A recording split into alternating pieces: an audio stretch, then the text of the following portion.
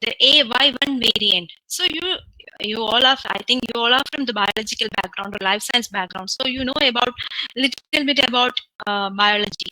But last 1 year or 1 year back, you know that the common people are also using the term RT-PCR, antigen test, immunoassays, and all. Whether they know anything about this RT-PCR, immunoassay, and antigen test and all, no. But they are, because they want to know that thing. Otherwise, if the result test is, means test result is negative, they are happy. If it is positive, they are very sad, because corona positive is not a good condition. Hope you all are safe in this pandemic situation. And you heard about the vaccines. Different trials are carrying out on this vaccine. Means vaccine trials are going on. Third trial is going on. Bharat Biotech, Serum Institute, ICMR, and all. So many funded agencies. US is giving so much money to India for the research. Then now G7 is going on. There, from there also, G7 countries are giving so much fund to India for the research. Our Narendra Modi sir is also went for the G7 conference, and he also asking more fund for the research, because we have so many facilities and we are utilizing that facilities, and we are using all the methods how to solve these issues. So I think you all know about the coming chances of research. And if you are a background of post graduation, I'm telling you, you definitely go to research field. Don't go to here and there for the research. Go to a particular field. You should know some goal. Then only you are, means you are anyway, you are spending your five more years for the research. I'm not telling you within 2 years you can complete a research in biological science. It will take 5 years, 4 to 5 years. So you just make it or utilize it in a proper way, like proper institute, proper way, and proper topic, everything properly utilize it, and after that a bright future is there for you guys. So now I think you have a clear idea about what next. If you are from the biological field, botany field, zoology field, microbiology field, whatever it is, you have a vast opportunity in research field. Okay, so research, first of all, I just want to tell you briefly about what is research. Research is of two types. Okay, after the topic, you should know about what is research. That is very important, because competitive exams are mainly for the research, right? So academic research, industrial research, two categories we can classify research. Academic research is mainly for the higher studies, that is postdoc fellowship. So many things are there. If you want to go abroad also, there are so many fellowships is there. Have you seen in this Times job, everything it is posted there. Now you can go to the Switzerland, you can go to America, you can go to Germany for the postdoc fellowship. So many things are there.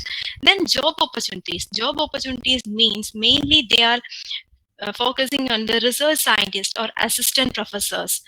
So in 2021 onwards, it is very compulsory. You all know that CSIR is CSIR, not only CSIR, NET is very important.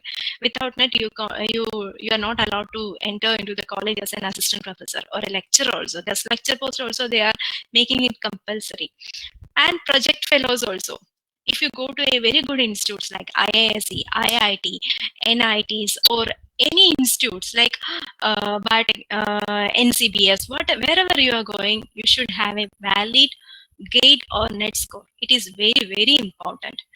And if you don't want to go for this type of research or academic or government field, you are planning that you will get more, you can earn more from the private sector. Industrial research is also very good. Have you heard about that Bharat Biotech? Now it is very famous. So many industrial research work is there. So many entrepreneurship programs they are introducing. Now ICMR, our Kerala government, is also introducing so many fellowships and programs. Okay, so for industrial research, small scale industry, large scale industry, and all, there also R&D wing is there. In that wing, you can join as a research scientist. Instead of joining a technical assistant or technician post, you can join as a research scientist. And believe me, it's very good role compared to government scientist post and government salary. that post is very, very good, and you will get a very good salary, and you can go to foreign countries for your development, for your means higher knowledge, whatever it is. You can, they will give you that type of things. Okay, so it is very, very important that you have to clear the CSIR, means not CSIR, that you have to clear your research from the proper institute. These kind of people, have you heard about that Biocon and all? They those people are searching for good scientists. Okay, because they want the scientists from different good institutes, because that institutes are doing quality of work, and they are handling so many equipments. They know how to solve the problems. The scientists main issues, the main what is their main work? They have to solve the issues, right? Now coronavirus have come, you have to analyze the sequence, and you have to analyze the vaccine, you have to model the vaccine. So that type of work is there. So a scientist is the only person who is doing those type of work. Doctors are giving medicines, and doctors are treating people, but they are not going for the what vaccine production. They are not going for the sequencing work. They are not going for the to find from where it is origin. And have you heard about last 2 days? It was the news that from where it origin. China is telling it is from the animals, and so many proofs are there. It is, they are telling that it is not from the animals. Some sequence that is present in the spike protein that shows that it is a biogenetic engineering product of product like that. So this is not, this kind of work is happening in the industrial research. Okay, they are thinking that we have to produce more, so we have to give more, and we have to do more work like that. So the chance is there, and very good opportunity is there, so you can explore your maximum knowledge in there. Whatever you want, you can do there. Okay, so research is very good, important. So foundation is the best thing, because you know that a tree is coming from the root. Okay, a tree is standing from its root only, it is not from the stem, or it is, means the full strength is from the root. So the research is the strength of an industrial research wing or R&D wing. So you have to do some proper research from a proper institute. That is very, very important. Okay, so in India we have so many institutes.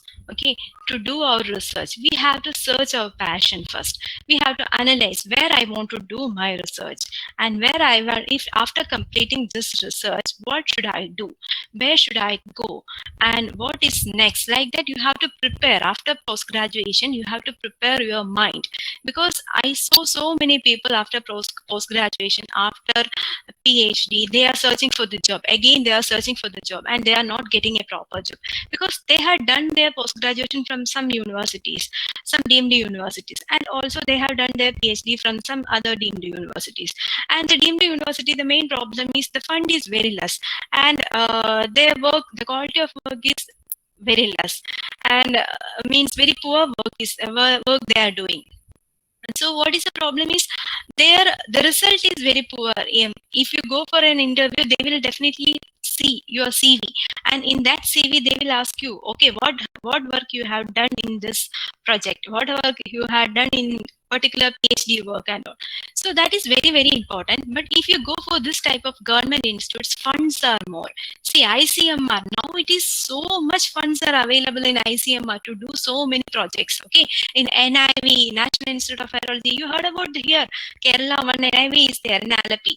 So there also so many works are going on. They are also, our government also planning to support that NIV branch, and so many things are happening. So you have to choose your workplace first. And before starting every competitive exam, I personally am telling you, you have to choose a particular lab. Okay, imagine I'm working in a particular lab, and I'm working as a scientist in that particular lab, then everything will be happy. Okay, so let me introduce first CSIR, Council of Scientific and Industrial Research. There are 44 institutes are there. You have to choose any of the institute. If you want to go for research, please choose any of this institute, because the funds are more here. And then second one is DBT, Department of Biotechnology. 14 institutes are there, and Department of Science and Technology, 20 institutes are there. Indian Council of Medical Research, 22 institutes are there. Regional Medical Research Institutes, 5 institutes are there. And ICAR, if you are coming from a botany background, or biology, microbiology, whatever it is, you can choose for one. This ICR institute, so many institute, almost one, not one institutes are there in our country. So agriculture universities, Tata Institute of Research, Fundamental Research. Just before I show you one paper cutting here, Tata Institute of Fundamental Research and NCBS in Bangalore. Here you can see research are going on. Research must follow. So funds are there. So if you want to do PhD in particular institute, you just crack this some exams like CSIR, NET, GATE, whatever it is, and you go there and explore your knowledge and explore your ability, and the success will be there definitely. Okay. And IISc, Indian Institute of Science, that is one of the very good institute. And for this institutes, you have to follow some exams like Junior Research Fellowship Program for DBT, they will call for, and Junior Research Fellowship for CSIR, UGC, ICMR. ICMR recently they called for the application, so you can apply. If anybody is not applied for that exam, please apply it. And DST, and Women Scientist A DST. If you are a lady or a female candidate about 27 years, you can apply. If you completed your MSc, you can apply for Women Scientist A scheme, and you can complete your PhD with this fellowship. And Women Scientist Scheme B DST is there. That is for the PhD candidates. And Junior Research Scholarship, that Lady Tata Memorial Trust, they are giving fellowships. So what is the use of fellowship means? I know all completed your PG with some means some sort of help from your parents' side, but PhD is not like that. PhD means you have to go for collection of sample, you have to publish paper, you have to do so many lab work. Sometimes reagents we have to buy from our pocket, sometimes tour expenses we have to take from our pocket, and along with that fees is there. Okay, every year a fees is there. So after 23 or 24 years, if again you are asking your parents for supporting, it is not so good. Not only parents for whom you are supporting, asking, it is not so good. But if you clear any of this exam, I guaranteed you are getting for 5 years 25 lakhs rupees. Okay, for doing your PhD, they are giving, our government is giving 25 lakhs rupees, almost 25 lakhs rupees for doing your PhD work. It's not for doing any job and all, for your one degree, PhD degree work. Okay, so use that money and use your work, and along with that, if you are going into a good institute, they also have some funds. Okay, so you don't want to take money for the reagents, you don't want to take money for the tour, you don't want to take money for the publications, everything they will support you. If your work is good, different industries, industrial peoples will come there and they will catch you soon. So don't worry, and you will get a very good contact also. Contact is very, very important. Okay, so make a good network. Okay, while you are doing PhD or while you are doing PG, make a good network and use that network for your growth. So if some people are there, they want to do their PhD or their work in abroad. Is that possible with your own stipend? Yes, you have to clear some exams. You have to take some grants. Okay, otherwise it is so expensive, like more than 10 to 15 lakhs they are asking for doing PhD. So it is very tough sometimes. So you have to clear some exams and they will give you a salary like fellowship. Okay, that is not a small amount, that is also a big amount. So you can use that amount and you can go there, explore there, and you can study from there. Whatever you want, you can do there. Okay, so that type of exams like TWAS, NRF, DAD, then EMBO, AIMS, NIH, IFC, CAR, USIEF, different types of exams are there. So if you want to go abroad, you just clear some of the exams like GRE, basic exams are there. You know that thing, GRE, IELTS, PT, whatever it is, you just clear. Along with that, you try for this type of fellowships also. And if you are getting this type of fellowship, you are so lucky that you can do your work in outside India with a good collaboration work in Indian institutes also. Okay, so this is the thing. So now I think you all know about the importance of competitive exams, because in your class, maybe while doing MSc, maybe below 20 people were there. And among you people itself, now competition is there. After completion of your PG, you people are competing each other among this 20 people. Okay, I will get a job first. Who will get a job first? The first rank holder or the last bencher will get a job first. Like that, the competition is there. Like that, your college is not a single college in India. There are so many people are passed out in every year, so they all are searching for a job. And here, this competitive exam is mainly conducting for the smart people.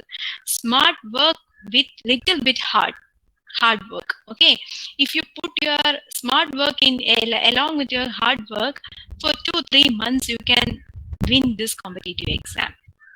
So these are the exams. I already explained you about this exams, and these exams you can clear, and you can get into a very good institute. After interview, you can get into a very good institute, and you can see the difference between your college lab and that institute lab. Okay, if you go to virology institute, you can see so many things. That is, you never you I don't know, while doing PG, how many of you have done the RT-PCR or PCR and all. Okay, so if you go to this type of institute, you can do your that type of work. Okay, and here I'm mainly focusing. CSIR is very important, that we will discuss later. So here I'm mainly focusing CSIR, ICAR, ICMR, IISc, ACSIR. Everything are same pattern, not same pattern. Everything's the same syllabus almost. And CSIR is the most toughest exam among the others. And other one is GATE. GATE is little bit different, because if you clear GATE, if you are a BTech candidate, if you want to do MTech plus integrated PhD, you can do it in IISc, IITs and all.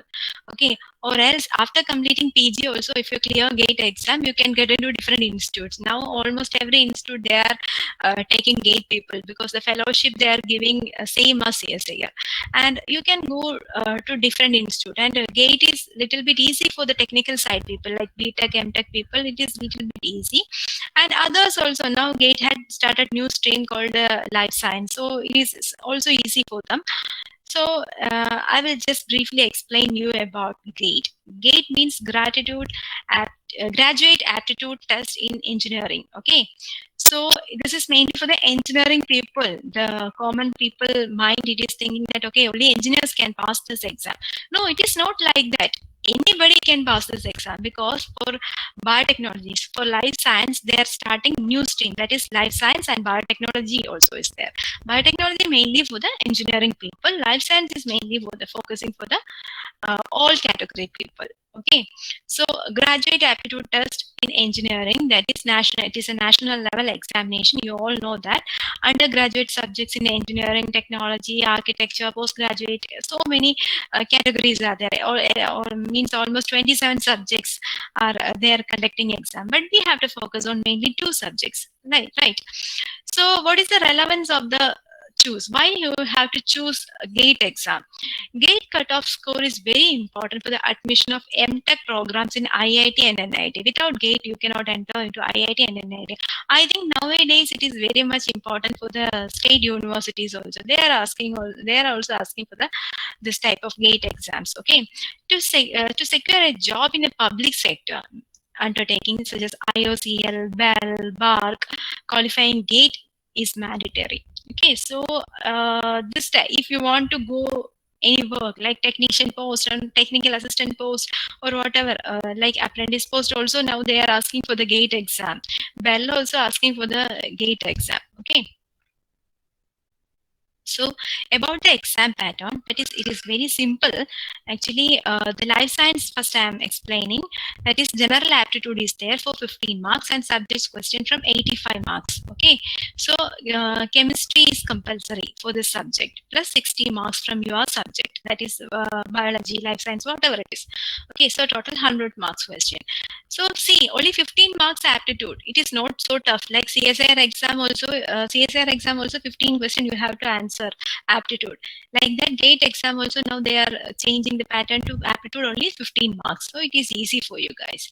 And chemistry is not so tough. Chemistry means simple chemistry, whatever you studied in your PG, is not in PG, in your that +2 level or first graduation level also, little bit biochemistry, chemistry things you are studying. That only they are asking. And next one is BT, biotechnology. That is there also you can see general aptitude is there, and that is mainly for the engineering people. So engineering mathematics is there for them. The engineering mathematics is very simple, and this engineering mathematics is, don't consider this engineering mathematics is integration, differentiation type questions that they are asking. No, it is not like that. It is basic questions only they are asking. And subject questions is there, 72 marks subject questions total. 100 marks is there, and in this subject questions they are asking more about bioprocess engineering, fermentation, the biochemical engineering, like that questions they are adding, their application level question. That's why this is a little bit tough for the non BTech students or non technical students, okay, technical background students. So total time duration is 3 hours. Okay, hope you all understood what is GATE exam and what is the relevance and what are the other exams also. Okay, so this is the code for the GATE exam. You can choose any of the stream, any optional sections is there. That is, if you are coming from biochemistry, you can choose biochemistry, botany, about S is there, microbiology is there, zoology is there, and along with that a compulsory chemistry is also there, plus 15 marks aptitude questions is there. So hope you all understand about the GATE exam, because nobody knows that, means somebody don't know till GATE is added life science. Okay, also along with their stream. So life science is there. It is like similar to the CSIR exam, but chemistry is an additional subject in that somewhat. So this is the biotech.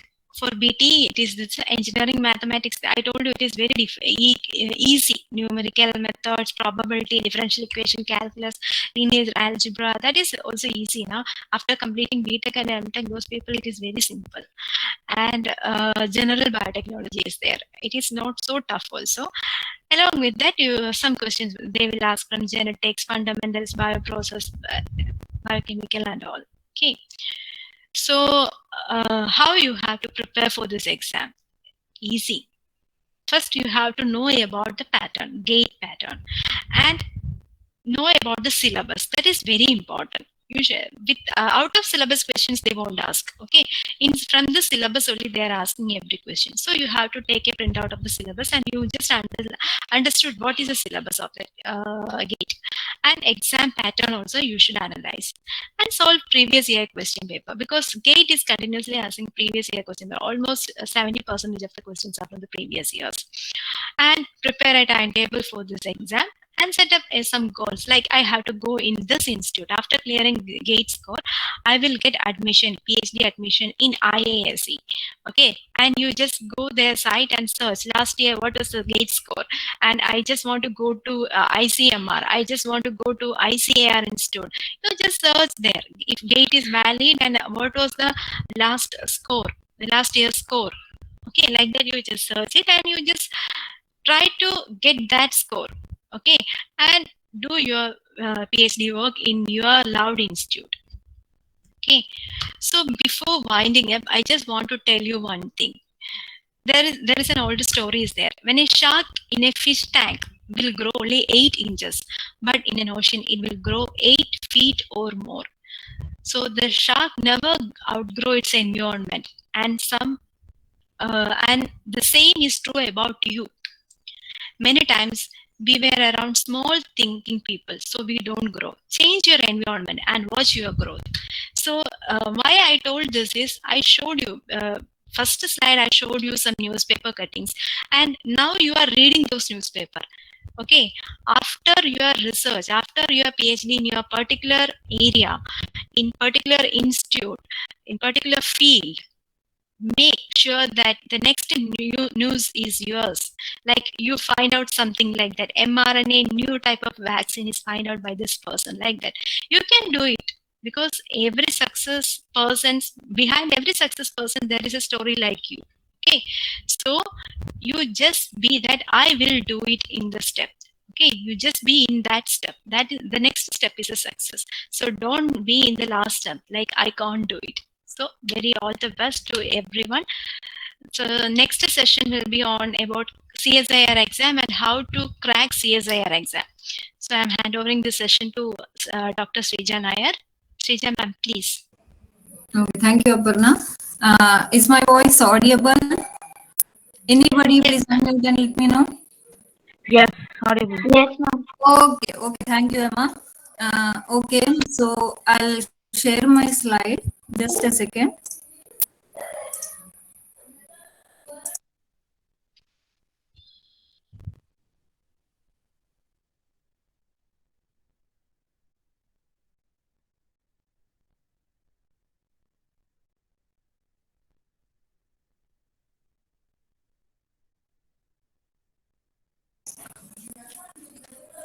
Okay, can you see the slide now? Yes, ma'am. Okay, Yes, ma'am. okay, thank you. So today till now Aparna was discussing about different exams like CSIR and then GATE exam, and then there are a lot of exams for you people after MSc or MTech, whatever it is your post graduation is, you can attempt and then you can clear it. And if you clear it, what is going to be the opportunities for you in the coming times? Okay. So, as Aparna was discussing, she told that CSIR is going to be the one of the toughest exam, and if you clear it, there are a lot of scope for you people. And I definitely will say CSIR is a little bit tough exam when compared to see as GATE was there, like GATE is there. For GATE exam, for MTech or BTech people, maybe those who are in the technical background or technical side of this life science, it may be little bit easy. For others, it may be little bit difficult. CSIR also, if you see, it is a bit difficult, but it's not like that difficult that you cannot clear it. Okay. Only thing is that when you approach the CSIR exam, you have to be very clear about the concepts what you are learning about. Okay, so those concepts are, if they those concepts are very clear, you can easily clear CSIR net exam, I would say. So as you all know, what is CSIR? It is Council of Scientific and Industrial Research, one of the largest public funded research and development body in India.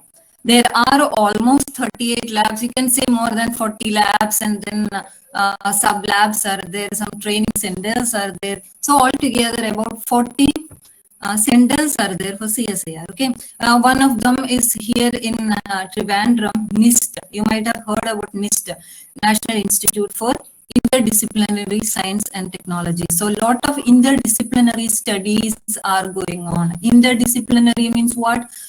See, as chemical studies, earth science related studies, life science, biotechnology, all these mathematical, everything is going on there. So that kind of interdisciplinary science labs are also there for CSIR. In all these places, they require research scholars and they require scientists. So if you are very clear about what you're going to do and what is your goal is, you can clearly clear the CSIR exam and you can join anywhere, okay, any of these institutes according to your choice. So normally, if you see the exam will be conducted in 5 subjects and chemical science, earth science, mathematical, physical, and here are relevance. I hope you all are from life science background. So here the relevance is for life science. So twice usually they conduct the exam. You all know it, in June and December, and this time till now the dates are not clearly out. Okay, so June definitely there won't be any exam as it is just in June only. So maybe by October or December they'll be having the exam. So if you go with the eligibility criteria, B Farm, BTech, MTech, all those students, and MSc in any of the biological background, which is concerned with life science, like plant and animal biotechnology, biological sciences, zoology, botany, biochemistry, plant and animal biochemistry, microbiology. So any of these, industrial microbiology, industrial biotechnology, so marine biology. So all these subjects, those who have studied related to this biological science or life science are eligible, provided you get 55% marks in your MSc, and I think that you all are going to get. Okay, so somebody's mic is on. Okay, so and for MBBS and BSMS students are also there. For them also it is like 55% marks are required. They also can write the exam. And then for general and OBC category, it is that 55% is the cutoff, or you can say you should have 55% marks in your MSc or MTech. Okay, then for SC, ST and physically disabled people, it is about 50%. Then if you are, you can apply again if you are an just join for MSc. After +2, you have done 3 years of graduation and then now you have enrolled for MSc. Then in that case also, you can apply for CSIR in a result awaited category. And if you clear it, okay, MSc, if you, when you just started your MSc and you cleared it, you should make sure within 2 years of time, you can join somewhere with, you will be having a valid MSc certificate with you, so that within 2 years, you can join somewhere and start availing your JRF Junior Research Fellowship. Okay. So those students are not eligible since you have not completed your MSc program. You are not eligible for a lecturership.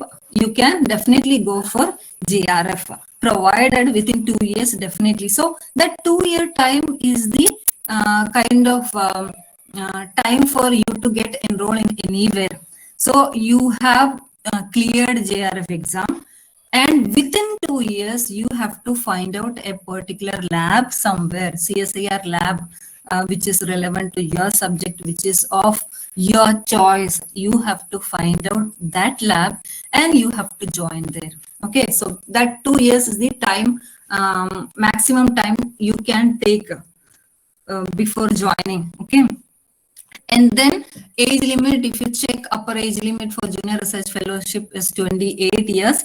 And for female candidates, please note female candidates and then SC, ST and physically disabled people, it is 5 years relaxation is there.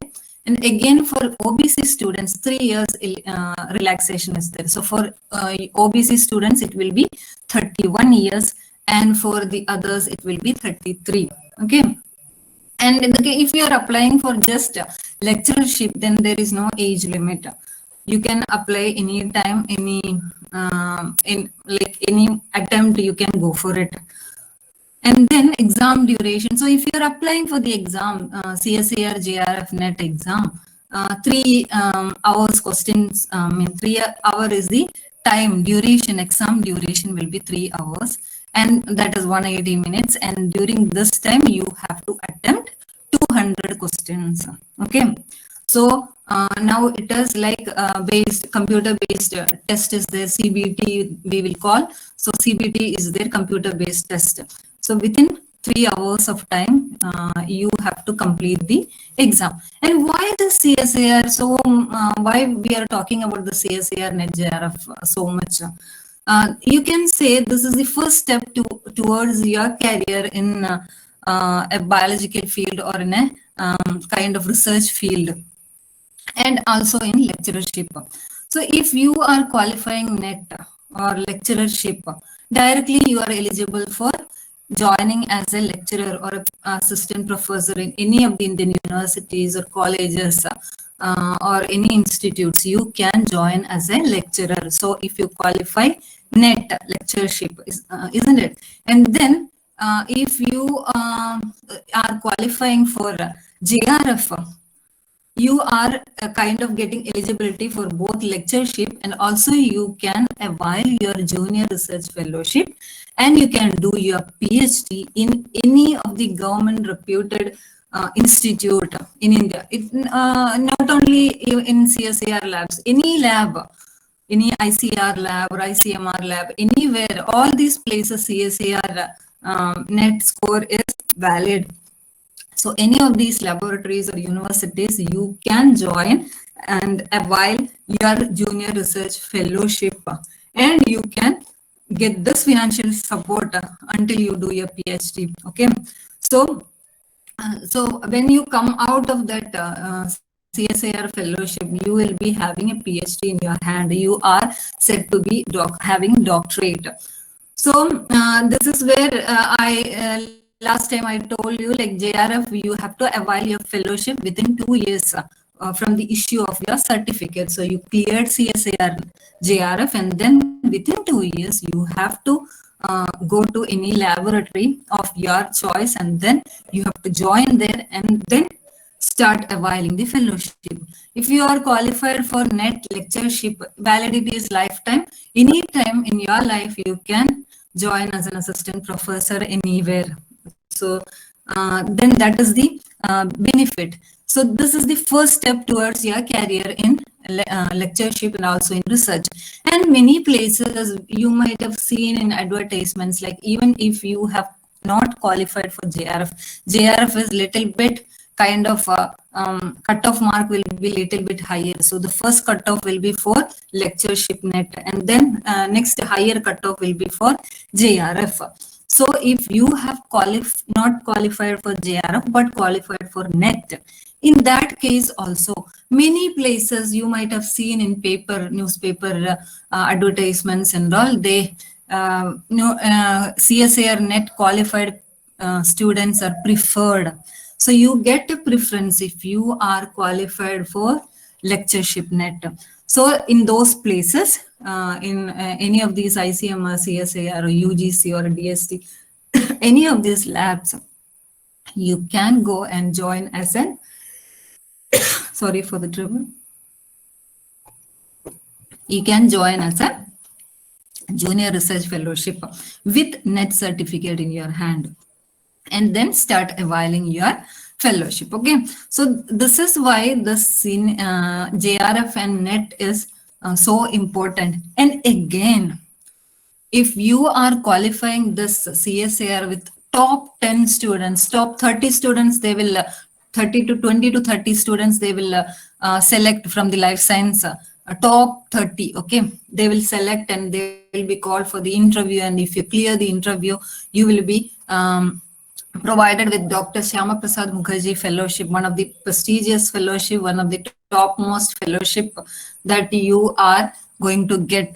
So this, for that you have to be the top 30 student for JRF. Okay, and then every year the CSIR is providing more than 3,000 fellowships. Okay, so and again for lectureship, and along with UGC, they are providing many more fellowships, like Maulana Azad National Fellowship for minority students. If any of the minority category, you have cleared this CSIR lectureship net. Okay, so you have lectureship net in your hand, then you apply for Maulana Azad National Fellowship for minority students.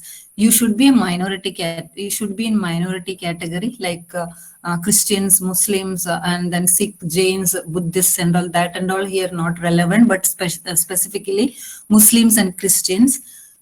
These categories can apply for Maulana Azad National Fellowship for minority students. So they can also avail JRF fellowship. So with NET, you want to avail JRF fellowship, apply for Maulana Azad if you are a minority student.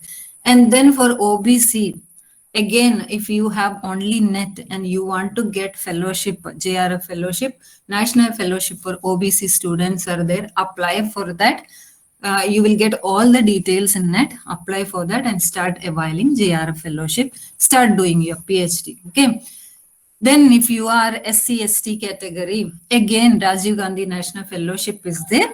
That also for SC/ST students, almost altogether 2,000 fellowships comes under this category. Maulana Azad, I think 2,200 fellowships every year they are providing. And for National Fellowship and Rajiv Gandhi 600 or something. So all together 2000 along with UGC, CSIR is providing these kind of fellowships plus 3,000 other fellowships. So if you see the number of fellowships provided by CSIR and again the amount, the money, the stipend that they are providing, it's quite high. So when you are getting this many fellowships and this much high amount as your stipend, definitely the exam is going to be little bit tough. So that you keep in mind, and even then keep in mind that you can easily clear it if you do some smart work. Okay. So as I was discussing the monthly stipend, definitely if you're going for an assistant professorship after CSIR net, the assistant professor category, they may be knowing, you people may be knowing about above 55, definitely you're going to get as a basic. And then for JRF, it is 31,000 for first 2 years and HRA. For SRF, it is going to be, so after 2 years, you are designated as Senior Research Fellow, SRF, and next 3 years. So that amount will be 35,000. So JRF plus SRF, 5 years, you are going to get altogether almost 25 lakhs money.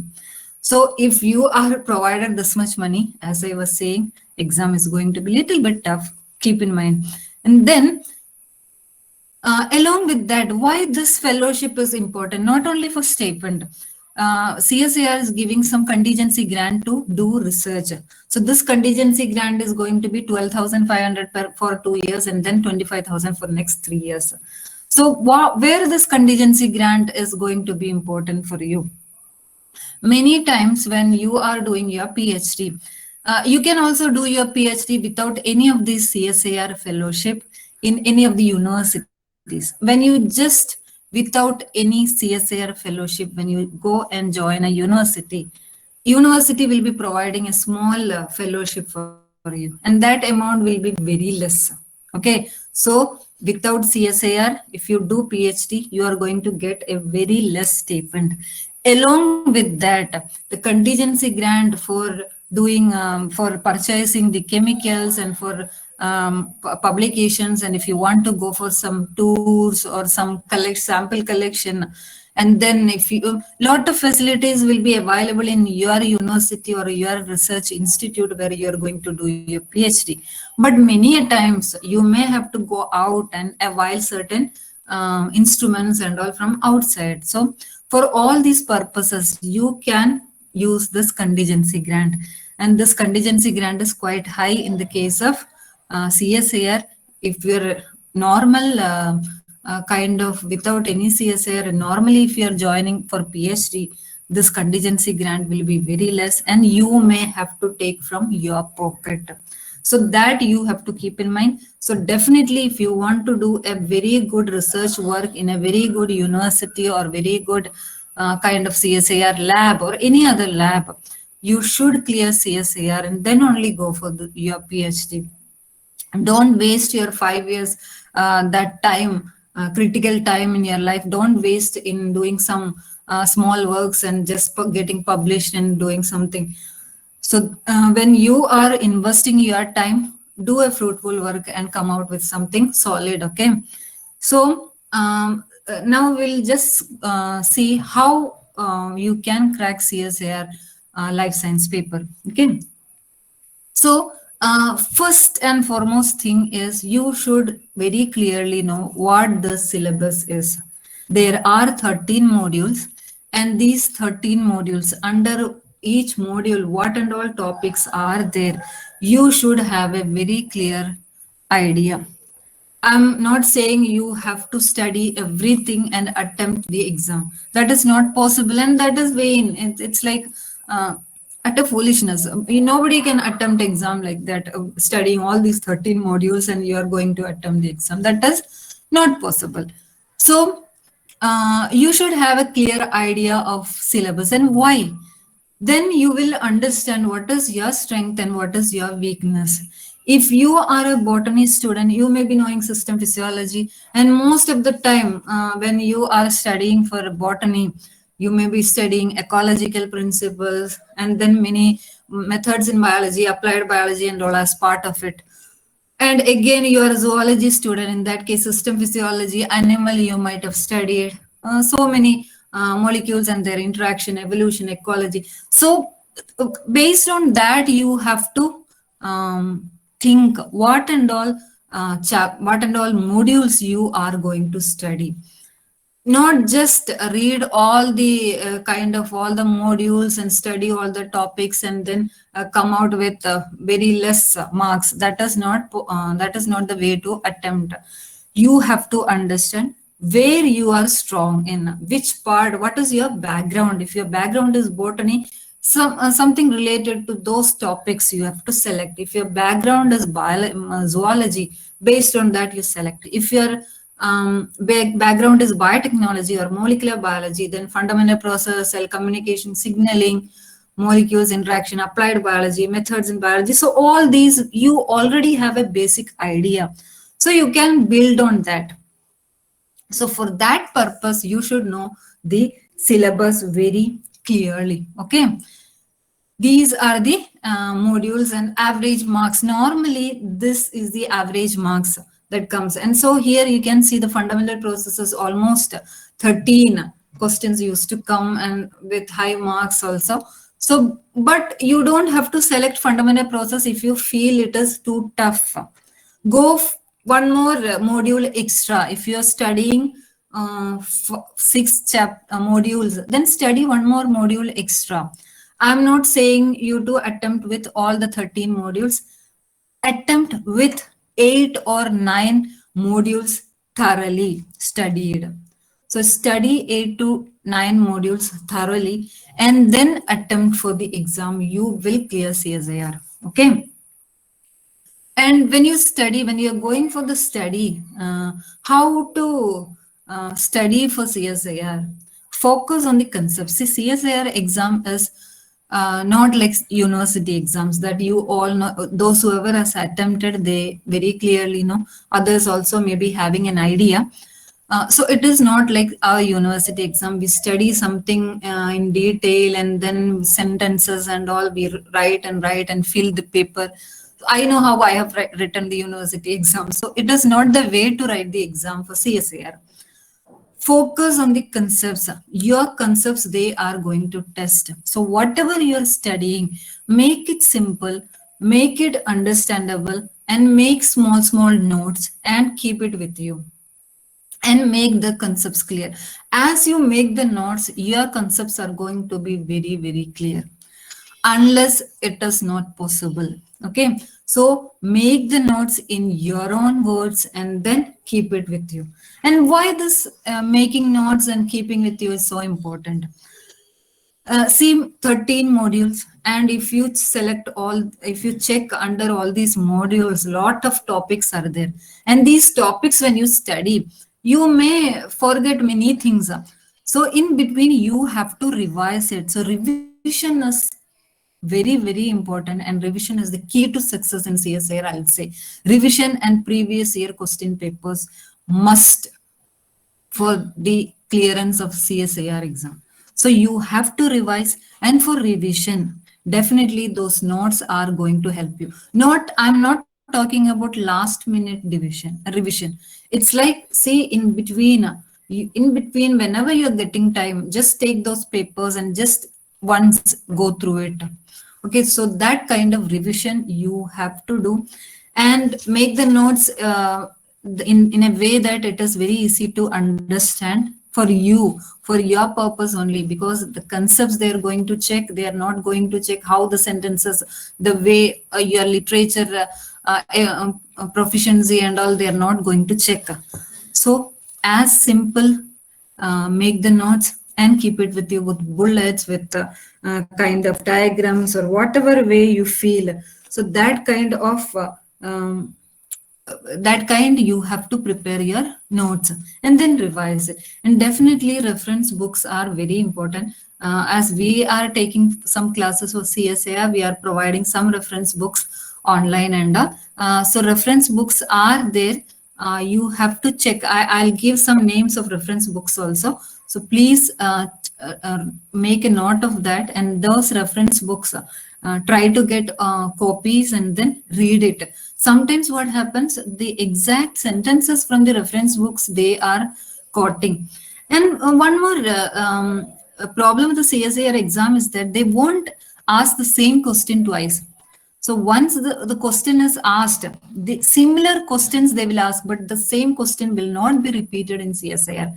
But many a times, similar questions will be asked again and again. So for that purpose, previous year question papers you have to solve. It increases your concentration, it increases your kind of confidence, and again the time, you can manage the time very well.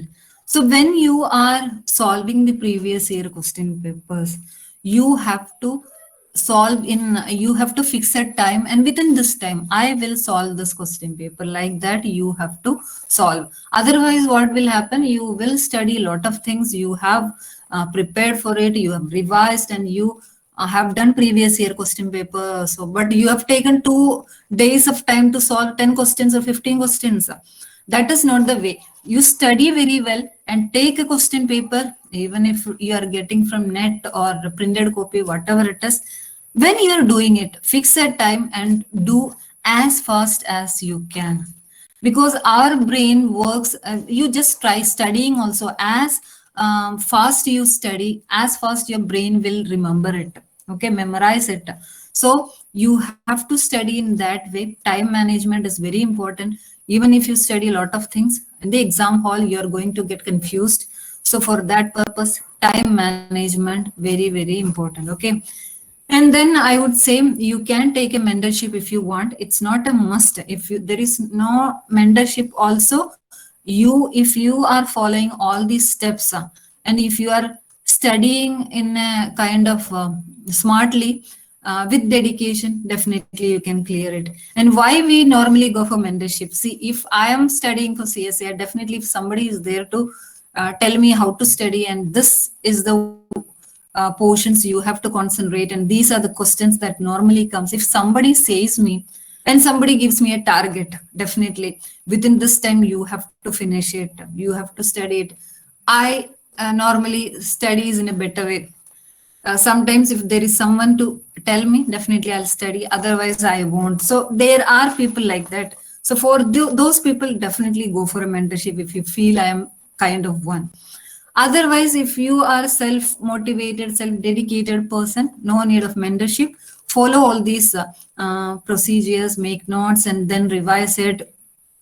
Go for reference books. Daily half an hour study if you can. Daily half an hour means now you may feel like a daily, I already have a lot of things to study. Then how can I daily invest time for CSIR? Whatever you are studying for your MSc is kind of topics for CSIR also. So when you're studying for your university exam, make notes, and make notes in a simple way for your CSIR preparation. So same together you have to do. Then by the time you end your MSc, you will be having CSIR fellowship in your hand, and you can go for your PhD. Okay. And doubt solving is also very important. You have to ask questions to yourself. If there is no mentor, if there is a mentor, you can definitely ask whatever comes to your mind, whatever doubts you're having, wherever you're seeing some questions, try to do that and ask questions. That will definitely increase your kind of memory. Okay. And if you are not having any mentor, ask questions to yourself. When you're studying something, ask questions to yourself, find out the answer for that. It's not just reading and just leaving it. Continuously, the questions you have to prepare, and then you have to answer it. Okay. So now we will just look into the exam pattern. So part A, B, and C, 3 parts will be there, and the maximum mark you can score is 200. Okay. And in part A, the first 30 marks you're going to get out of it. So 20 multiple choice questions will be there, or any 15 questions you have to answer. So this is why without knowing what is CSIR exam, don't attempt the CSIR exam, because only you have to attempt any 15 questions, more than 15. If you are attempting first out of 20 questions, first 18 questions you are attempting, first 15 only will be counted. So you don't have to waste time doing that. I know general science and aptitude I am very good at, so I will do all the 20 questions. That is foolishness. You don't have to do it. Any 15 only they will count, and the first 15. If you have done more, first 15. So 20 questions will be there. On any 15 questions you have to answer. Each question carries 2 marks. Okay, so the questions will be from general science, quantitative reasoning, analysis and research aptitude. Okay, so they will ask some graphical analysis questions and data interpretation kind of questions, then quantitative comparison, puzzles, numerical ability, like a bank test or something. So that kind of questions will be there in the part A. So any 15 you can answer. It's not a must. Less than also will do. I'll tell you how. And then part B.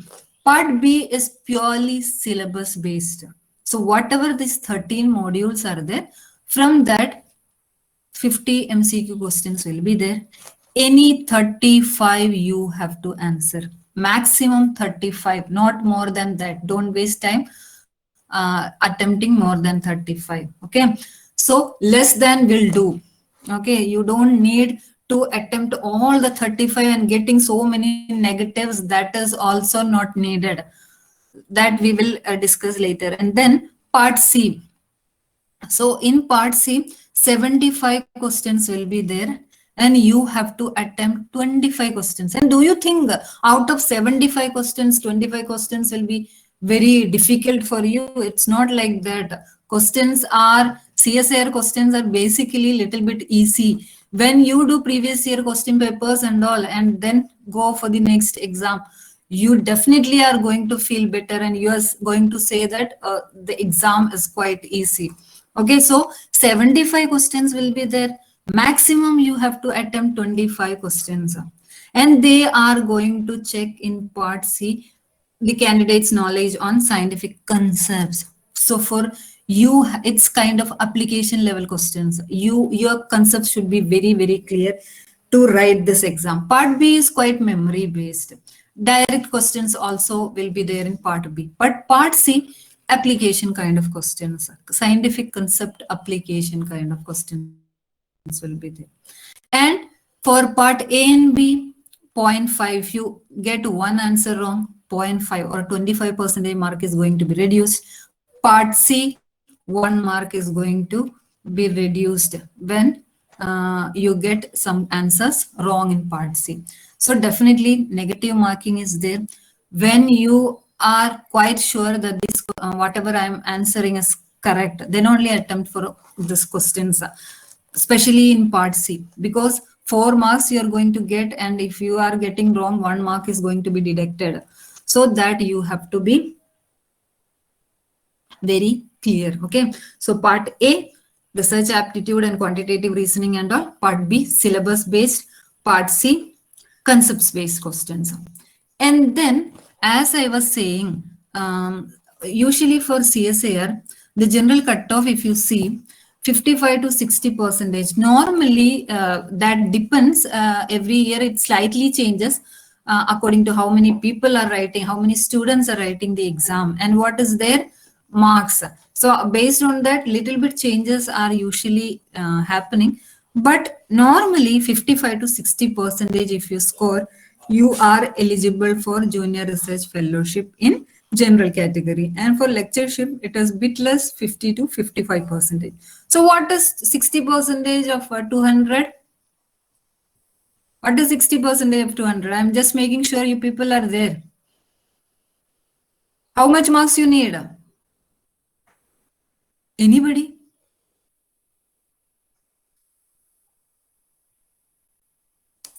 Nobody is there. 120. 120 marks. Who is this? So almost Ankush, ma'am. or on almost 120 marks is enough. So 120 marks means if you attempt almost 10 questions from part A, 20 questions out of 35, only 20 questions from part B. And if you attempt maximum 15 questions from part C, then you are in 120, definitely you are going to get. All those questions should be correct, provided, okay, provided all those questions are, you have answered correctly. So 15 questions from part C out of 75 questions. That is what they are expecting from you. So if you study, if you prepare little bit, invest little bit time, definitely you are going to clear CSIR exam. Okay. So for general category, as I was discussing, 55 to 60% will be for JRF, and lectureship 50 to 55%. And for OBC candidates, it will be little bit less, JRF 50 to 55 and lectureship 45 to 50%. And for SC/ST candidates, again 35 to 45% for JRF and lectureship 30 to 35%. So definitely the marks are like going to be very, like, even if you get 80 marks, 60 marks and all for category wise, you can clear CSIR if you are coming under any category. Okay. And then when you write the exam, so till now we were discussing about how to what is the syllabus and what is the examination pattern. Now you are going to write the exam. So when you are writing the exam, as I was discussing, time management is very, very important. You know so many things, and when you get into the computer room, CBT room, and then you get confused and you get tensed, that is not needed basically. For that, how to get that confidence? You have to do previous year question papers. You have to solve lot of question papers. See, everything as is in your fingertip. Now you have a smartphone with you. You will get so many videos. You will get so many questions. All these things you have to make use of. Okay. Then manage your time and learn how to solve the questions. Learning how to, this is where you need a mentorship basically. Many questions are like, see, we will do some questions also here. Many questions will come in the same pattern and they are so easy. Just seeing the graph, you can answer. You don't have to even know the concept. You don't have to go into the details also. So that kind of graphical questions will be there. And normally, and as we do for all the exams, I have seen many people who starts exam from part A to C, and I am the one who normally starts from part C. So there are differences. Whatever way you are comfortable with, you can do it.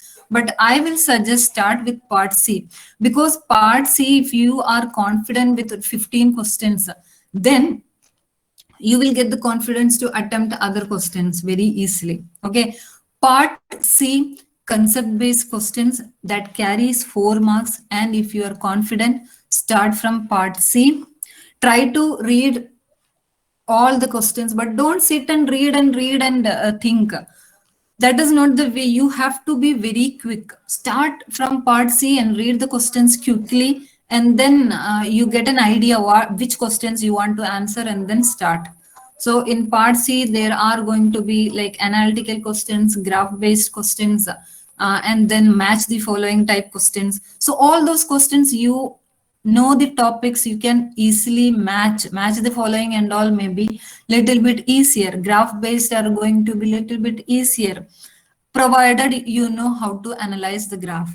Okay, so that quick tips we will learn now. So that kind of questions will be easy for you. So start with part C if you are confident. Okay, and take more time for part C. Why? Definitely 4 marks for each question, and questions are little bit, sometimes the questions will be like one big para kind, and the answer will be like very easy kind. So that also you have to keep in mind. seeing a big question doesn't mean that the answer is going to be that tough. So that also you keep in mind at start doing with part C. And then don't answer the questions that you're not confident. See, I'll say no guesswork works here in CSAR, specifically in part C. If you are, I know how I have done guesswork and all in multiple choice questions. So I know we have that attitude, like finally when the exam is over, 3-4 questions will mark and will come out. That kind of guesswork definitely don't do, specifically in part C. If you are so adamant and I want to do guesswork, try with part B. Don't with part C. Okay. So I will say no guesswork. And if you are so adamant and you want to do, then only do it. Otherwise, no guessworks. So only those confident questions only you attempt. And then these are some textbooks to refer. Ecology, you all may be knowing Odum's ecology, and then ecology, environmental science and conservation, SP Singh and JS Singh. In all these things, you will be getting clear idea of ecological based questions, and then pollution related questions and all. So ecology, environmental science and conservation is a must read. It's a very simple book also. And then molecular biology, Wilson and Walker's, and cell and molecular biology by Karp. You all may be knowing. So that 2 books are a must read books. I'll say genetics, Gardner genetics. All these questions we might have studied for our MSc. Many portions have taken from Gardner only. So principle of genetics by Gardner, and then by Peter Snowstead and Simons. And then one more book is there for genetics, genes by Benjamin Levin. That also, if it is there, do read it. Okay. And then developmental biology by Gilbert. That is also a prescribed textbook for MSc students. And then Leninger's and Harper's. But for biochemistry, Leninger and Harper, if you have a online copy, keep it with you. Whatever you are studying, refer Leninger and Harper. So that is for biochemistry. So take a note of all these books. These are the textbooks which are prescribed for CSIR attemptees. And then evolution by Stickberger, and then you will be having online copy of Futima Ecology Evolution. Okay, so that is also a very good book, very simple book. You should be having a copy of it. And then see, it's not like I have not read reference books, I'm not going to clear it. That is also not there. But I would suggest you to improve the concept. You should have gone through any of these books, evolution, any one book you should keep with you, and whatever topics you are learning day by day, with that, those portions you try to learn from these prescribed books also. Okay. And then animal behavior. For animal behavior, John Alcock's one book is there, Evolutionary Animal Behavior Studies. So that one also you have to. And then plant tissue culture for Satyanarayan BN. This is a very simple book where you will get all these PCR and all those techniques. Not like a biotechnology book. It is a very simple one. So to start with biotechnology principles and all, you can definitely go for plant tissue culture by Satyanarayan BN. Okay. And then cloning by David Russell. That is a very good book also. And gene cloning and DNA analysis by T.A. Brown. So all these books, these are, many more are there, but these are specifically for CSIR attendees. So please try to get the copies of these books. Online copies will do. So try, whenever you are getting time, you read all these books. Okay. And then so this is all about CSIR exam and how to write the exam and all. Now we will do some questions and then try to find out the answers. Okay. So I'll just read the question and Anybody, please let me know what is the answer and how you have attempted it. And please unmute and let me know. It is not a question answer kind, or like I'm not going to grade you and all. We will just try to solve. This is the way you are going to attempt your CSIR exam. Okay. Now, I'll give the clues how to do it and all, and you will answer it. You only will answer it, and I know you all can answer. So now I'll read the question. The possible relationships between the level of disturbance and the species diversity in a biological community are that species diversity. First one, P is unaffected by the disturbance. Q is highest at the intermediate level of disturbance. R decreases exponentially with increasing level of disturbance. S starts decreasing only at higher level of disturbance. So what they have given? They have given 4 graphs to you. And what those graphs shows? On the y-axis, they have given species diversity. On the x-axis, they have given disturbance. And then they have given 4 conditions. P, unaffected by the disturbance. That means what? Species diversity is unaffected by disturbance. Even if the disturbance is high, even if the disturbance is low, the species diversity is unaffected. It is not going to change.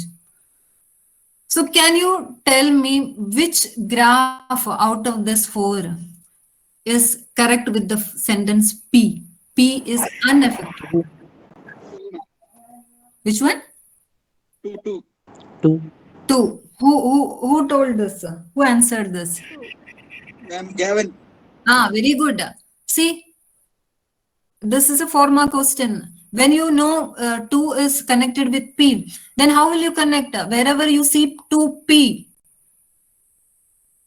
where you are, which option you are going, which option you are seeing 2 with D. So you don't have to check for the other. What is the first one? What is the third one is related to? What is the 4th one? Just for your curiosity, you can just try it. Here also you can try it. Otherwise, no need. This is a 4-mark question from CSIR. This is how you should be knowing how to analyze the graphs. And then Q is the highest. We'll just check how the others are coming. Q is highest at the intermediate level of disturbance. Where at the intermediate level it is high? Intermediate level, middle level, where it is high? Third one, see? And then R decreases exponentially with increasing level of disturbance. As the level increases, disturbance increases. It decreases, species diversity decreases. Where? 1. Yes. So this is how you have to solve the questions, okay? So, so then this one. So these graphs based questions are going to be this simple.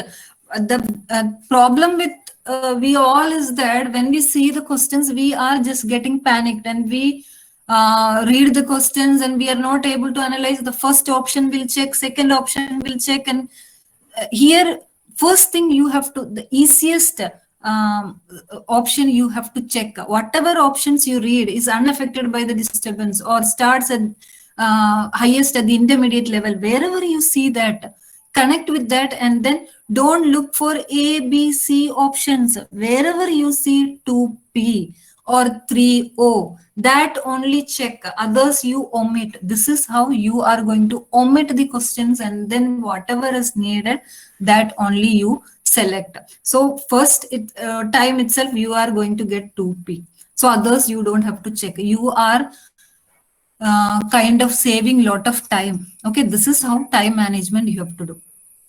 And then this is a pedigree question. Anybody remembers what is a pedigree is? Kind of normally in clinical medicine and all, they do the pedigree analysis. So it is kind of how genetic diseases are passed from our parents to ourselves and then our grandparents. So all the pattern of those genetic diseases, how it is getting through the family tree. So that when it is represented as a kind of diagram, it is known as pedigree. Okay, so pedigree questions, definitely 1 or 2 pedigree questions you are going to get in CSIR every year question paper. So this is a pedigree question and I am not going to answer it, you are going to answer. Okay, so I'll just read it.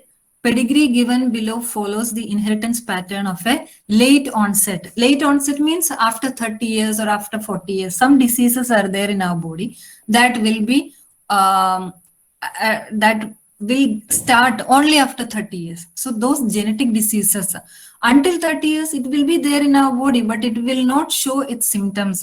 So that is late onset. That and all is pure genetics will study later. Whenever you're studying, you'll study. So genetic disease, that is 100% penetrance. You don't have to read all this. Affected individuals are indicated by a solid circle. Affected individuals are indicated by a solid circle. You can see the solid circle, isn't it? So that solid circle shows the affected individuals. So these are affected individuals.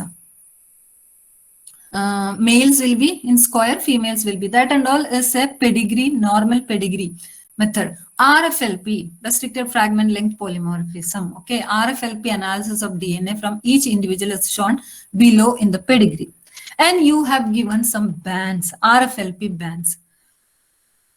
So here what you have to do, you have to just match with the bands, each one of them. So first one, this 1, 2, 3 is like 1 is the first kind of, you can say the grandparents, and then this is the parents and this is the children. So likewise, okay, the first generation, second generation, third generation, that is this 1, 2, 3. And then now we are going to connect it and you are going to answer me. This is A, affected female. And what bands you are seeing here? 2 bands you can see here. A, 1A and 2B. You are seeing 1 band. It is unaffected. C. What is 1C? This is 1C. 2 bands affected. What is B? 2B. This one. 2B. Where is 2B? 2 bands. And they have asked, with grandchildren, which grandchildren will be affected by the disease after 30 years? Can you say who will be affected here? Which grandchildren? Out of these 4 grandchildren, who will be affected? Seeing this grandchildren, 3B and 3D. 3B and 3D. 3B and 3D. 3B and 3D, correct. You understood how I have solved, you have solved it. Yes, ma'am. See, this is how, this is a formal question for CSIR, pedigree analysis. See, A, C and first generation A and C. First generation A and C, 2 bands here. Both are deceased. And if they are not deceased, they are getting band only single band or sometimes 3 bands. So they are just carriers, okay? And then here also second B, when you check that also 2 bands, it is deceased. So wherever you are getting like 2 bands alone, those are going to be deceased, having a disease, not deceased. They are going to get the chance of disease. So this is how you have to solve the pedigree questions also. So when you see this many bands in this question, you may RFLP and all those words, don't get confused, don't get panicked. It is easy. Most of the graph-based questions are going to be very, very easy. Just you have to find a way how to solve it, okay? And then next one. Okay, now this one. Given below is a matrix of possible interaction, beneficial, harmful, neutral, between species 1 and 2. The names of interaction A, B, C, D respectively are. So you might have studied about interactions, species interactions, like there are some 2 species is coming together, they will interact in a beneficial way, in a harmful way, in a neutral way. Mutualism, competition, predation, commensalism, amensalism, ecology, lot of terms are there. So anybody remember what is mutualism? Mutualism. Both. Yes, ma'am. benefited. Both are benefited. Mutual understanding or mutually benefited. So mutualism definitely both are benefited. Competition. Competition, is it a negative or positive interaction? Anybody? It's a negative. Negative. Negative interaction. One is, see, if you and me are competing for something, definitely we are getting some stress. Even if one wins and that one will be benefited, that person also is under some stress when you are competing with me. So that kind of competition, definitely it is a negative interaction. Okay. So likewise, predation, amensalism, commensalism, let it be. So now just look on this, look at this species 1 and 2, and where how A, B, C, D are kept here, in which order. Can you just see? Now we have just discussed about mutualism and competition only. You don't know anything about amensalism, commensalism and all. Leave it. With these 2 points, can you answer it? Here species 1 and species in C, at this particular point, what is happening? Species 1 is benefited, species 2 is also benefited. So what is C? Mutualism. Mutualism. So now which options are only there? 2 options you can omit. Only 2 options are to be selected. Which one? Mutualism is C, 3rd position. Which one? C, A, A and option C and C. A and C. So now we have to just look for A and C only. B and D we have omitted. No need to look for that. Now, where you can see the competition, both are negatively affected, isn't it? Competition means both are negatively affected. Which one both are negatively affected? Here one is species 1 is negative, species 2 it is positive. Here what is happening? A is A. A. So now A is competition. So where you see A Option. Option C. See, so you don't have to know about amensalism. You don't have to see, normally amensalism and commensalism will get confused, isn't it? Somewhere, which one is positive interaction, which one is negative interaction. You may get a little bit, if you have not thoroughly studied those portions, you may get confused. But competition and mutualism, very easy to remember. So with those 2 points only, you can answer this question. Again, 4 marks. So do you feel CSIR exam is so tough to clear?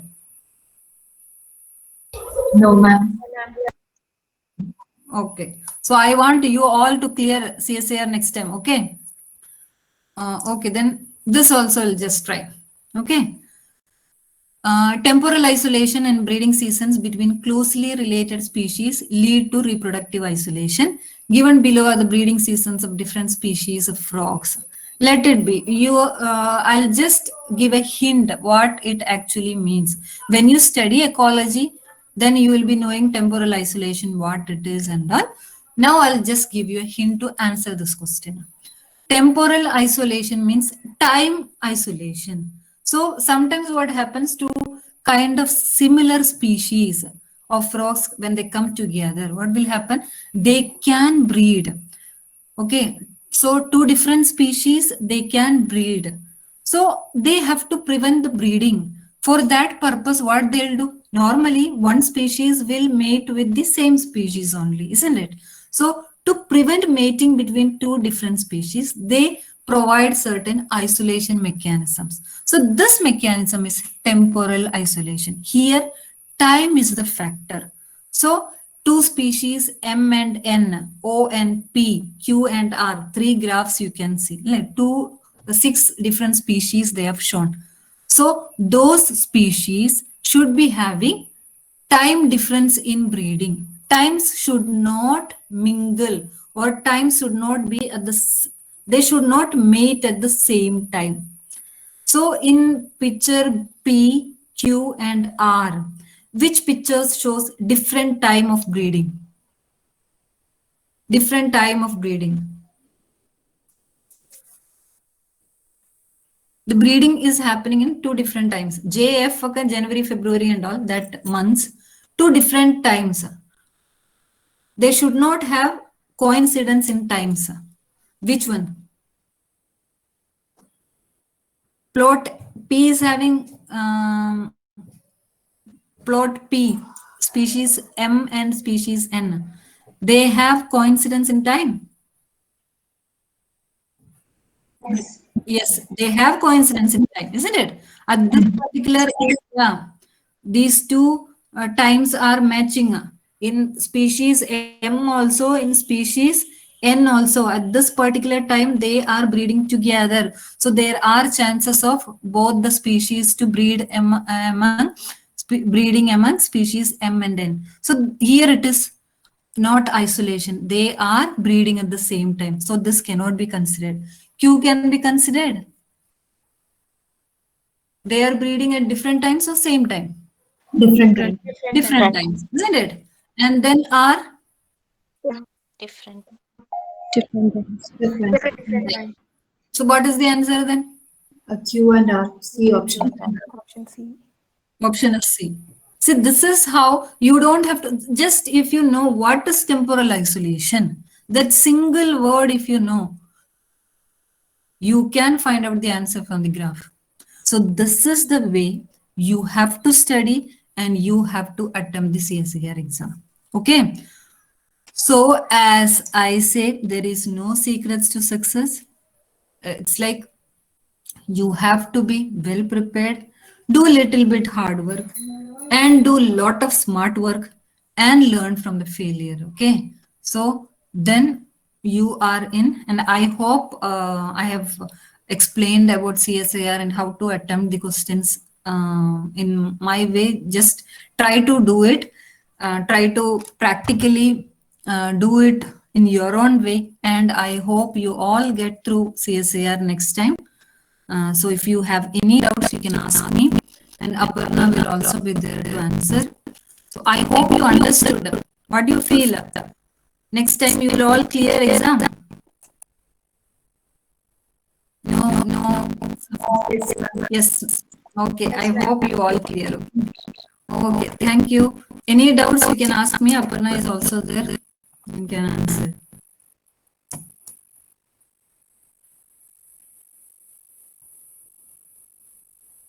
No doubts. You can unmute and ask.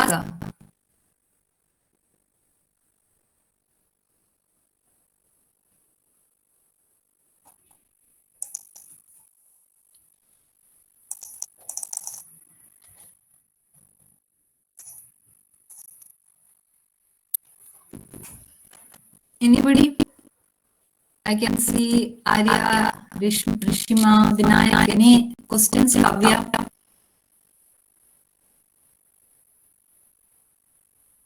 Nothing. Everything understood. No doubts at all. Ma'am, Yes, Kavya. apart from writing CSIR, we should write other fellowships for getting abroad, right? Getting abroad. CSIR is just a kind of, it's valid in India. Abroad, that score or nothing is valid. But definitely it adds to your CV. If you are qualified for CSIR, then it adds to your CV.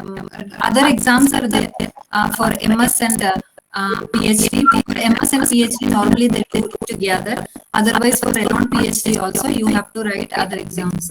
And you have to qualify maybe JRE and TOEFL and all, and then you have to qualify other exams. And is there any scholarship like for going abroad? Lot of scholarships are there. I know about Mambukusho scholarship, a Japanese scholarship is there. For that, you have to check your embassy, for Japanese embassy or German embassy. So those embassy website you have to check. So those website will be giving. Kavya, can you just mute for 2 minutes? Okay. So those embassy website, they will give what and all scholarships are available for the outside students. So that embassy website you can go for. definitely for doing PhD, Mombakusho scholarship is there in all subjects. Japanese government is giving that. It is a very prestigious one, and the amount of fellowship is quite high. And Japanese institutes are like of world class quality, so definitely you can go for it. That I know the scholarship name. Others, definitely, if you go for embassies, lot of fellowships, scholarships are there. So you can just check the embassy website. Wherever, which country you want to go, their embassy website, you just check. Okay. Anything else? Ma'am, Yes. Jasmine with the side. Ma'am, I have a doubt regarding negative marking again in the exam. How is it like when we go for an answer wrong, we will get 1 mark the party section. If we get 1 mark wrong, then we will lose only 1 mark. Jasmine, your voice is not clear. It's getting cut. All can clear here very clearly. No. Okay. It's not audible, Jasmine. Once again, I'm sorry. Okay. Am I audible now? Yes. Ma'am, negative marking system CA. Once we get the answer, do we use the negative mark or use the mark awarded plus negative? Your question is not clear, but I think it is about negative marking in CSIR, isn't it? Yes. Yes, negative marking means when you get one question wrong, one question done, like 2 marks question, and the other question when it is wrong, second one is wrong. First question is correct, so you get 2 marks. Second question is wrong, then 0.5 marks will be deducted from that 2 marks. That is negative mark. It's like marks will be correct. From the whatever you have scored, from that mark only it is getting deducted. Okay. I think I am clear. I couldn't see. Sorry, Jasmine, your voice was not that clear. So whatever, if you have any doubt more, you can write in that chat box also. Okay. So this is what her question I understood like this only. I have answered. So whatever you do, like 4 marks, C part, 4 marks you are getting for one question. Next question, if it is going wrong, you will get finally 3 marks only. So that is the way. Thank you. I'm going to. Okay. And anything else? Yes. Is there any separate or that is after JRF we are getting promoted to SRF? No. Nothing. After 2 years, you have to see it as very normal kind of one interview will be there. Like in your institute itself, there will be some panel, and then before those panels, you may have to present your work, and then you will be considered as a SRF. That's all. It's not like an interview you have to pass, and that interview is very tough. Not that kind. Just in your wherever you are working as JRF, there itself there will be some panel will be constituted, and they will check your work and they will write a letter. Yes, you are done and goes to CSIR. You are designated as SRF. That's all. There is no. So then we are apply for it. 5 years we need to do. Yes, you have to. That is normal. That is a normal procedure. It's like you can, whenever you are attempting for the after 2 years, then you have to write a letter to CSIR like 2 years is over. I may be permitted to be updated or taken as SRF. Then the panel is sign will be signature will be there. You send it, done. That's all. Some places they directly recruit you as SRF also. If you have net, see someday it all depends on CSIR, JRF and SRF. That is what I was talking about. And if Mohammed, if you have just qualified net And then there will be some institutes where they require SRF and all. So that time they may take you as SRF itself. Okay, with net itself, SRF amount or SRF stipend they can give you, even if you have only net, because they require SRF. They have asked for SRF from the agency, so they recruit you. Maybe you are having a net and little bit of experience. Okay, that's only.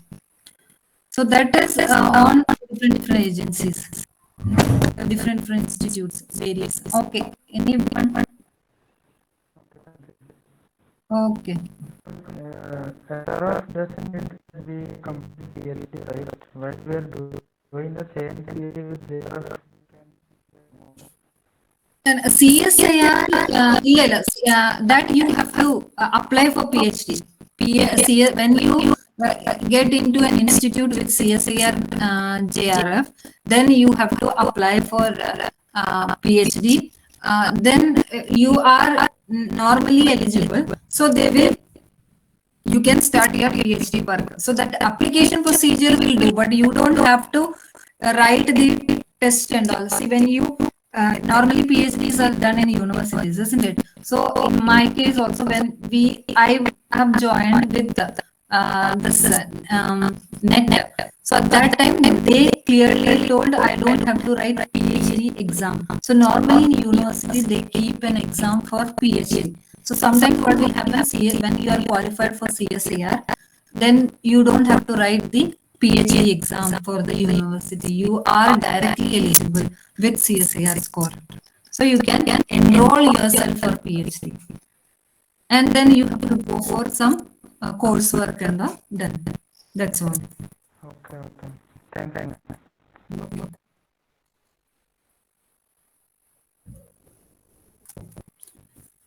Anything else? Aparna, Jwala, Kavya, Arya. I can see all these names, so I'm just reading it out. Anybody have any doubt? Or else if you have any doubt, you can contact Unibiosis also. So whatever your doubts are, if I know about it, I'll definitely get back to you. Okay. Unibiosis address, everything they'll provide you. So whatever doubts you're having, you can ask me. I'll be happy to answer.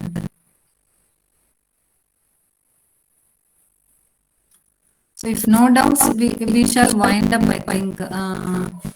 Minu, whoever it is. Yes, ma'am. Okay. So if you have any further doubts, you can contact Unibiosis Biotech Research Labs or Unibiosis Foundation for Education Research.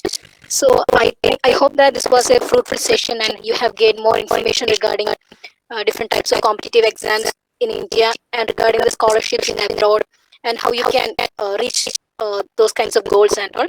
So thank you, Dr. Srija and Aparna ma'am, for this wonderful session. Thank you, participants. All the very best. Thank you. I wish you all Thank you. Thank you. Thank you, ma'am.